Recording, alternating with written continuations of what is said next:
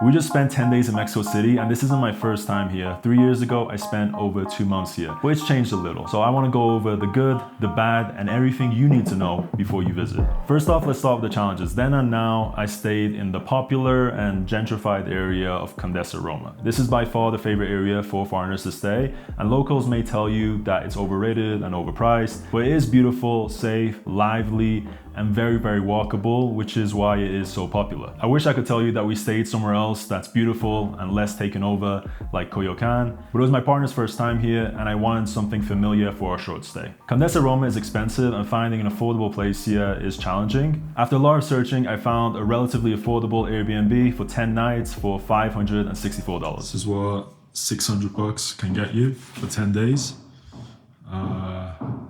We're here during a relatively popular time because it's near Dia de los Muertos, which is a huge holiday in Mexico. So that's why prices are also a bit high, but it's Mexico City. Mexico City prices have gone high.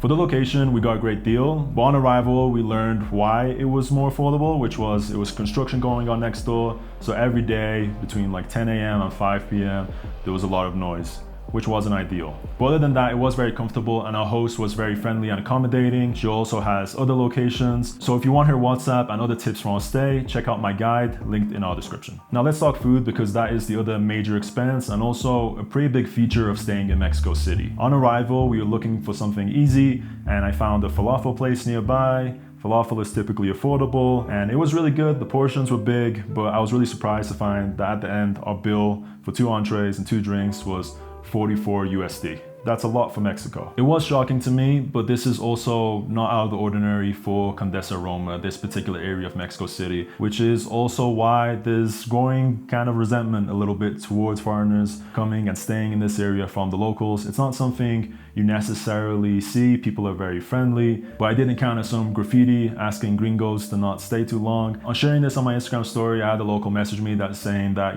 they like people to visit, but they don't like people staying. It has driven up the prices a lot. And if it's a lot for us, it's a lot for the locals who are living there and earning in Mexican pesos. If you are willing to look around, you can definitely find better deals. There are really expensive, overcrowded foreigner cafes, for example, but we found this really nice one with a local vibe and it was perfect for just getting some editing done. There's of course tons of amazing street food. Just look for a place that looks popular to avoid the risk of food poisoning, especially when you're traveling and not accustomed to the bacteria. There's also incredible markets. Medellin market is one of my favorites. It's really great for groceries, for smoothies, for souvenirs, for anything. There are tons of these local markets around and they're a lot of fun to explore. And if you are vegan, Por Siempre Vegana is an amazing budget option for vegan food. And look, if you're willing to spend more, we definitely spent more on certain restaurants, then you can have really high tier amazing food and it is something worth experiencing.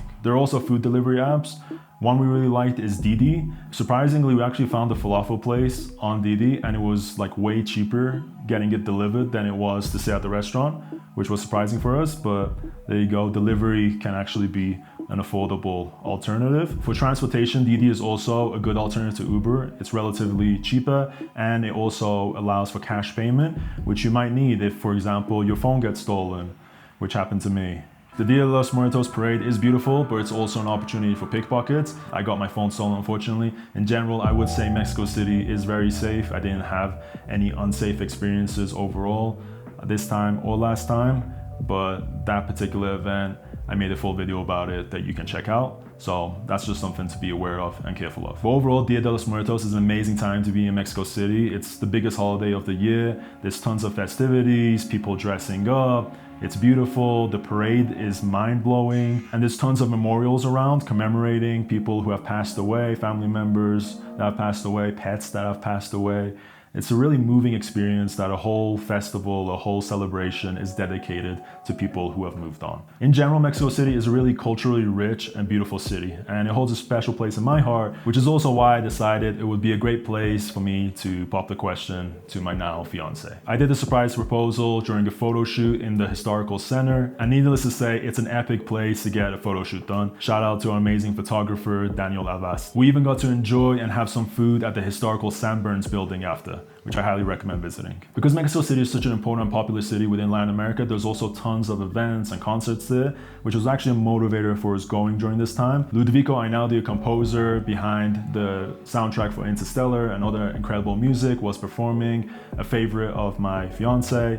So we were attending that at the National Auditorium, and that was an incredible experience. During our stay in Mexico City, we also visited a favorite place of mine, Chapultepec Castle. It's a really, really beautiful structure. You can spend a lot of time just exploring it. You can even bring in cameras and take photos, even though it says not to do professional photography on just bringing a general camera you can get away with, and it's just really, really mesmerizing place that we should have spent more time in. It's also located in a beautiful park. Another favorite within the Condesa Roma area is Parque Mexico, and that is an absolutely beautiful park that is full of dance and music and is very lively, especially on the weekends. There's also a lot of beautiful historic and art museums. Last time I was here, I visited the National Anthropology Museum, and that place, the structure and everything within it is incredibly beautiful and definitely worth visiting. It's really a city that's full of art and culture.